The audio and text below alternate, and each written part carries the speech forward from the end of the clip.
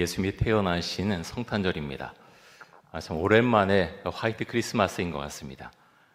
참 어릴 때 눈이 오면 참 너무 좋았던 기억이 나요. 어제와 오늘 계속 이제 새벽에 눈이 오는 걸 보면서 교통병 괜찮을까? 잘 오실 수 있을까? 물론 그런 생각도 하지만 그래도 눈이 와서 참 좋습니다. 온 세상이 하얗게 변했고요.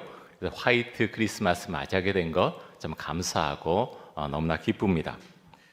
오늘 예수님이 태어나신 크리스마스 성탄절인데요. 이 성탄의 기쁨이 온 누리에 퍼지기를 바라고 또 예수님의 사랑과 은혜가 여러분의 가정과 삶 가운데 가득하기를 축복합니다. 여러분, 아기가 태어난다고 하는 거 정말 기쁜 일이죠. 요즘 우리나라에서 참 아기를 낳는 것 참 쉽지 않지요. 참 쉽지 않고 우리나라 합계 출산율이 0.81명인데요. OECD 국가 중에서 가장 낮은 출산율이라고 하죠. 정부가 다양한 출산 장려책을 내놓고 있지만 젊은이들의 마음을 사로잡지는 못하고 있습니다. 여러분, 그럼에도 불구하고 사랑하는 남녀가 만나서 가정을 이루고 자녀를 낳는 일은 여전히 숭고한 일입니다. 가정에 태어나는 아이들은 부모와 친지들의 축복 가운데서 세상에 태어나게 되죠. 여러분들 중에 혹시 그런 축복을 잘 누리지 못하고 태어나고 또 살아오신 분이 계십니까? 여러분에게 하나님의 위로와 축복이 함께 하실 줄로 믿습니다. 여러분, 우리는 사실은 육신의 부모가 혹시 그러할지라도 한 분도 빠짐없이 하나님의 축복 가운데 태어난 사람들입니다. 왜 그렇습니까? 어떻게 우리가 하나님께 이런 복을 받았음을 우리는 확인할 수가 있습니까? 사실 우리가 성탄절에 이렇게 예배드리고 있다고 하는 이 자체만으로도 참 복받은 인생이고요. 또 하나는 우리가 하나님을 향해서 아버지라고 부를 수 있는 것. 저는 목회를 해가면서 계속 그런 생각합니다. 내가 하나님을 향해서 아버지라고 부를 수 있는 것, 이것이 얼마나 감격적인 일인가, 얼마나 감사한 일인가, 그 생각을 정말 많이 하게 됩니다. 여러분, 이런 것들이 너무나 당연하게 생각될지 모르지만 북한에 사는 우리 동포들은요, 교회도 없습니다. 성경을 가질 수도 없죠. 찬송을 마음대로 부를 수도 없습니다. 성경책 갖고 있는 그것이 걸리면 총살을 당할 수도 있죠. 여러분, 그런 거 생각하면 우리가 이렇게 자유롭게 성탄절에 교회에 모여서 주님을 찬양하고 함께 교제하고 이렇게 예배드릴 수 있는 것 얼마나 감사한 일인지 모릅니다. 또 하나님을 향해서 우리가 아버지라고 부를 수 있는 것, 우리가 참 하나님을 믿는 자녀들이기 때문에 주님을 부를 수 있는, 아버지라 부를 수 있는 특권을 부여받았다는 생각을 하게 됩니다. 예수님께서 유대에서 태어나셨을 때 이스라엘은 정치적으로, 사회적으로, 종교적으로 불안정했죠. 자, 누가복음 2장 1절과 2절 말씀 한번 보겠습니다.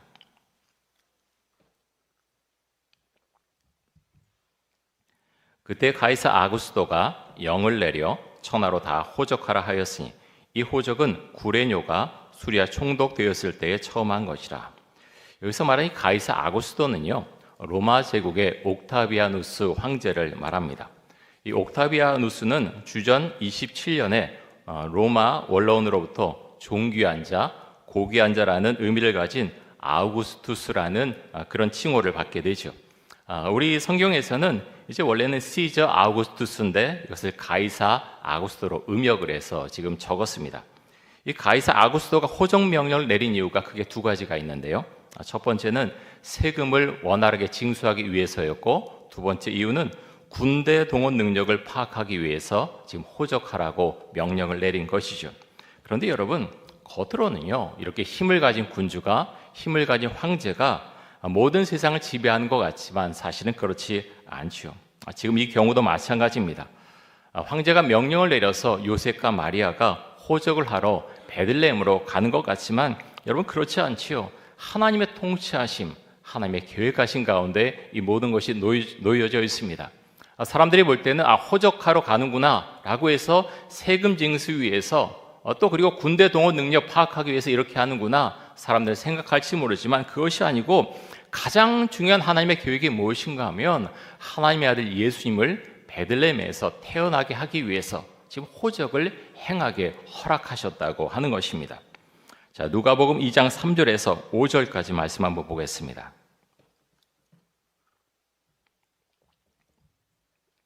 모든 사람이 호적하러 각각 고향으로 돌아가매 요셉도 다윗의 집 족속이므로 갈릴리 나사렛 동네에서 유대를 향하여 베들레헴이라 하는 다윗의 동네로 그 약혼한 마리아와 함께 호적하러 올라가니 마리아가 이미 잉태하였더라. 자, 요셉은 로마 황제의 명령에 의해서 호적하기 위해서 자신의 고향인 베들레헴으로 갔습니다. 우리는 이 모든 것이 하나님의 말씀을 이루기 위한 하나님의 계획과 섭리임을 우리는 분명히 알고 있습니다. 누가복음 미가서 5장 2절에 보면 이렇게 말씀합니다. 한번 들어보십시오.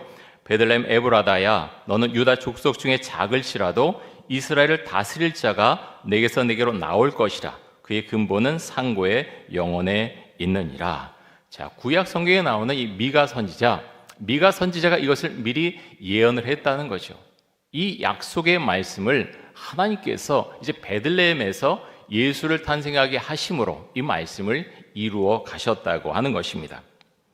사랑하는 성도 여러분, 우리가 살아가는 모든 인생의 모든 순간이 하나님의 인도와 섭리 가운데 있으심을 여러분은 믿으십니까? 때때로는 잘못 판단하기도 하고 또 하나님의 말씀에 불순종해서 인생의 길을 돌아갈 때가 있죠. 돌아가지 않아야 되는데 우리도 모르게 그렇게 먼 길로 돌아갈 때가 있습니다. 여러분, 그러할지라도 우리는 여전히 하나님의 인도하신 가운데 세상을 살아갑니다. 여러분, 그 이유를 아십니까? 왜 그러냐면 하나님께서 무한한 사랑을 우리에게 베풀어 주시기 때문입니다.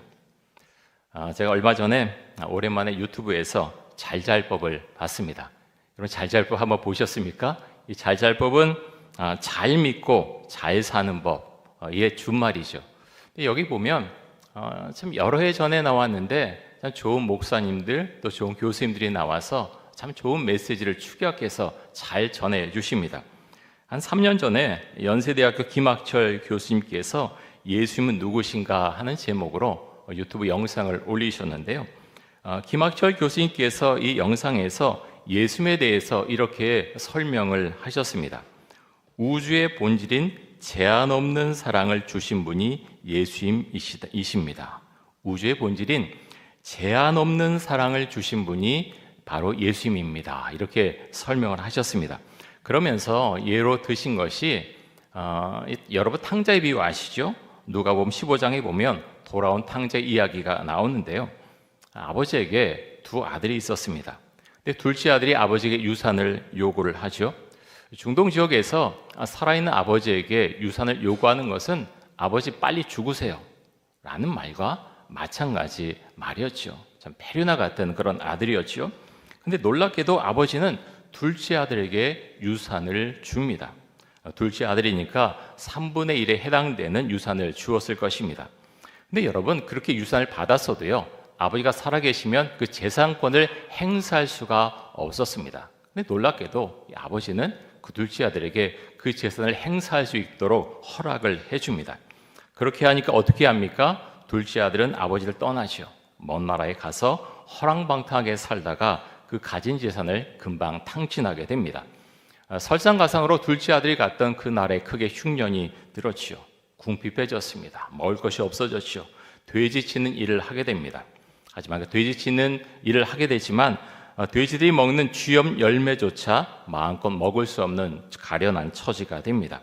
그렇게 비참하게 살아가게 되자 누가 생각이 납니까? 그때서야 비로소 아버지 생각이 납니다.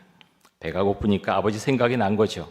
그는 내 아버지 집에는 양식이 풍족한 일꾼이 얼마나 많은가를 생각하면서 아버지에게 내가 돌아가야겠다 생각을 합니다.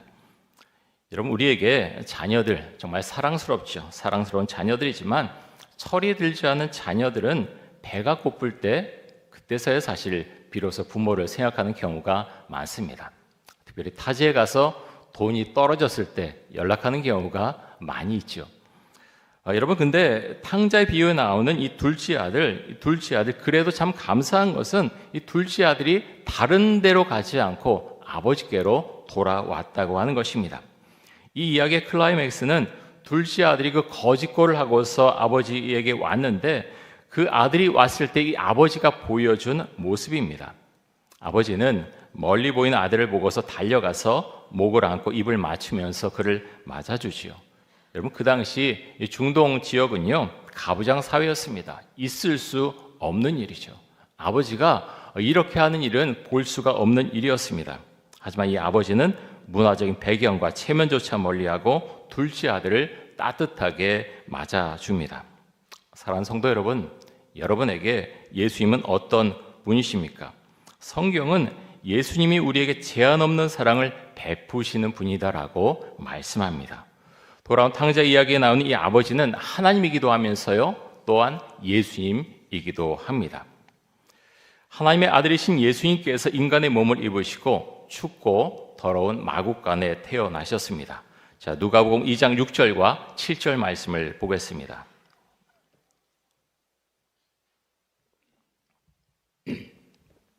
우리 말씀 같이 한번 읽겠습니다.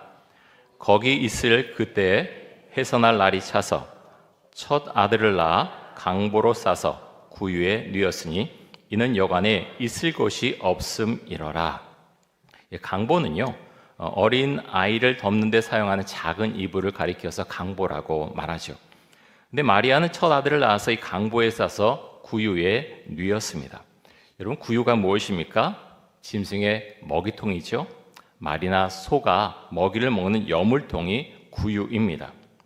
예수님은 추운 겨울에 베들레헴의 마국간에서 태어나셨습니다. 여러분, 우리나라도 사계절이 있죠. 이스라엘도 사계절이 있습니다. 예루살렘이나 베들레헴이나 사실은 이제 날씨가 비슷한데요. 고도 한 800m 정도에 위치하고 있죠. 물론 우리나라보다는 따뜻하지만 제가 이제 이스라엘에 살 때 베들레헴에 가보면 12월 25일 정도 되면요, 추운 때는 한 0도 정도까지 떨어집니다. 바람도 많이 부는 경우가 많이 있죠. 이럴 때 대부분 이제 이스라엘은 돌로 만든 집들이 이제 많이 있었는데요. 여러분, 그럴 때 이 마국간에 들어가서 있는 것 참 쉽지 않았을 것입니다. 많이 추웠을 것입니다. 예수님께서 따뜻한 곳에서 태어나셨으면 더없이 좋았겠지만 예수님은 추운 겨울에 여간방에도 들어가지 못하고 춥고 더러운 마국간에서 태어나셨습니다. 예수님께서 놓으신 구유는 냄새가 나는 말이나 소의 먹이통이었다는 거죠. 2020년에 아카데미 작품상을 받은 기생충이라고 하는 영화가 있습니다. 여러분 보셨습니까? 이 영화 보면은 냄새에 대해서 대화를 하는 장면이 나옵니다. 회사의 사장이 있는데요, 자신의 차를 운전하는 운전기사에게 이상한 냄새가 난다라고 하면서 가족들 간의 이야기를 나눕니다. 반지하에 좋지 않은 환경 가운데서 운전기사가 살고 있었기 때문에 그 방의 냄새가 운전기사에게 배인 것이었죠. 여러분, 우리나라가 참 잘 살게 되었죠. 예전에는 냄새에 대해서 그렇게 민감하지 않았는데요, 요즘은 향수를 쓰는 사람들도 많이 많아졌고요, 그리고 집안에 방향제를 뿌리는 사람들도 많아졌죠. 냄새에 대해서 굉장히 민감해졌습니다. 그런데 아기 예수님은요, 정말 고약한 냄새가 나는 구유에 누워 계셨다고 하는 것입니다. 우리가 어릴 때 교회에서 연극 갈 때는 정말 재미있게 연극했던 그런 기억이 있습니다. 그런데 사실 말이 여물을 먹는 이 먹이통에서 나는 냄새가 얼마나 심했겠습니까? 하나님은 아기 예수님을 일부러 구유에 누워 계시게 하셨습니다. 아주 철저하게 의도적으로 하나님께서 이렇게 하셨다고 하는 것입니다.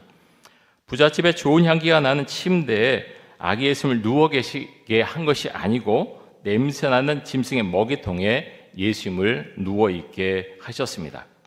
여러분, 왜 이렇게 하신 걸까요? 하나님께서 왜 이렇게 하신 걸까요? 하나님께서 무슨 생각으로 하나님의 아들이신 예수님을 이렇게 차갑고 냄새나는 곳에서 태어나고 누워있게 하신 것일까요? 예수님께서 태어나신 베들레헴에 있는 마국간과 구유는 우리에게 참 많은 것을 생각하게 해줍니다. 마리아와 요셉이 무슨 이유로 마국간에 갔습니까? 여간에 방이 없었기 때문이죠. 여간에 들어가고자 했지만 방이 없었습니다. 방이 없는 것도 문제였지만요, 더 심각한 게 무엇인가 하면 여간에 있는 사람들에게서 따뜻한 마음이 전혀 없었다는데 더 심각한 문제가 있습니다. 해산을 앞둔 여자를 조금이라도 생각했다면 누군가는 방을 양보했어야 됐지요. 하지만 사람들은 그렇게 하지 않았습니다. 예수님이 태어나신 마국간과 짐승의 먹이통인 구유는 냄새가 나고 또 차가운 곳이었지만 예수님을 바라보는 마리아와 요셉의 눈길은 그렇지 않았을 것입니다. 이들은 아기 예수님을 정말로 사랑했고 따뜻한 눈길로 아기 예수님을 바라봤을 것입니다. 무엇보다 하나님께서 구유에 누워 계신 예수님을 보시고 마음 아파하셨을 것입니다. 베들레헴의 마곡간 마이구에 누워 계신 예수님의 모습은 공생애를 시작하는 예수님에게 그대로 연결이 됩니다. 예수님은 공생애를 시작하시면서 가장 먼저 세례 요한의 물 세례를 받으셨죠. 그 다음에 무엇을 하셨습니까? 광야로 가서 40일 동안 금식하셨습니다. 금식하신 이후에 사탄에게 시험을 받으시죠. 그 사탄의 시험을 물리치신 이후에 예수님은 능력 있게 하나님께서 맡겨주신 사역을 너무나 잘 감당을 하십니다. 그리고 마지막에 십자가에서 죽으시죠. 여러분, 예수님의 탄생은 참으로 기쁘고 감사한 일이지만 한편으로는 예수님의 탄생 가운데서 우리는 인간을 향한 하나님의 슬픈 마음을 보게 됩니다. 여러분, 사람은 누구나 이 세상에 태어났다가 언젠가는 죽게 됩니다. 어떤 사람은 짧은 인생을 살고 어떤 사람은 보다 긴 인생을 살아가게 되죠. 하지만 죽는다는 점에 있어서는 누구나 똑같습니다. 우리가 예수님의 탄생을 축하하고 십자가 은혜를 노래하는 가장 중요한 이유는 구원의 선물 때문입니다. 여러분, 예수라는 이름의 뜻, 어제 말씀을 드렸는데요. 예수라는 이름의 뜻은 여호와는 구원이시다라는 의미를 갖고 있습니다. 예수님께서 우리를 구원하시기 위해서 이 땅에 오셨습니다. 예수님께서 이 땅에 오셔서 병든 자들을 참 많이 고쳐주셨지요. 심지어 죽은 자들도 살려주셨습니다. 그런데 예수님이 가장 심혈을 기울여서 사역하신 것은 병자를 고치는 일이 결코 아니었습니다. 예수님이 가장 힘써서 사역하신 것은 하나님의 말씀을 유대 백성들에게 가르치는 것이었고요. 나가서 제자 사역에 모든 힘을 다 쏟으셨습니다. 여러분, 예수님께서 이렇게 하신 이유가 무엇입니까? 다른 이유가 아니라 구원 때문입니다. 여러분, 이것이 너무나 중요합니다. 우리가 이 땅에 살아가지만 이 땅에서의 삶이 마지막이 아니라고 하는 것입니다. 사랑하는 성도 여러분, 여러분은 구원받으셨습니까? 예수님께서 태어나신 오늘, 예수님께서 이 땅에 오신 이유가 우리에게 구원을 선물하기 위함임을 우리가 잊지 않고 기억하고 이 성탄절을 보낼 수 있기 원합니다. 하나님의 은혜와 사랑이 여러분의 삶과 가정 가운데 충만하기를 기원합니다. 우리 함께 이 시간 우리 한번 통성으로 잠시 한번 기도하겠습니다. 성탄의 기쁨을 온 누리에 전하게 하여 주소서. 제한 없는 사랑을 베풀어 주시는 주님의 사랑을 닮아가게 하여 주소서. 구원의 확신을 가지고 복음을 전하며 믿음의 자녀로 살아가게 하여 주소서. 우리 함께 잠시 기도하겠습니다.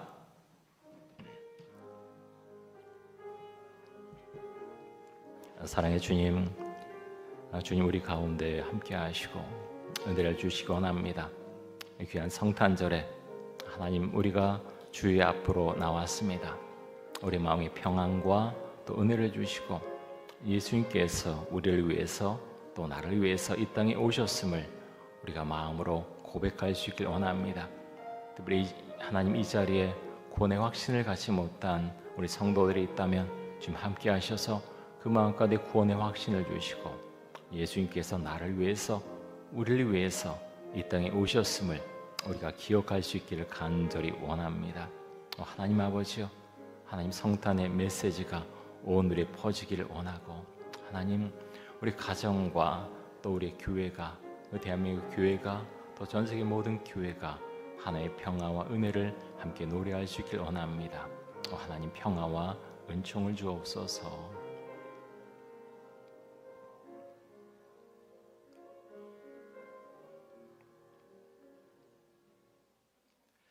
하나님 감사합니다. 예수님께 태어나신 이 성탄절, 하나님 그 기쁨과 은혜를 우리가 마음속에 간직하고 하나님 그 은혜와 사랑을 온 누리에 그렇게 전할 수 있도록 하여 주옵소서. 예수님께서 이 땅에 오신 것이 우리의 구원을 위해서 오신 것임을 우리가 기억하고 하나님 그 메시지를 사람들에게 전하며 우리가 기도하며 예수님처럼 그 마음과 성품을 닮아가는 그런 은혜가 있기를 간절히 원합니다. 세계 곳곳에서 아직도 전쟁이 진행 중입니다. 전쟁이 그치게 해주시고 평화가 임하게 하여 주옵소서. 예수 그리스도의 이름으로 기도드립니다. 아멘.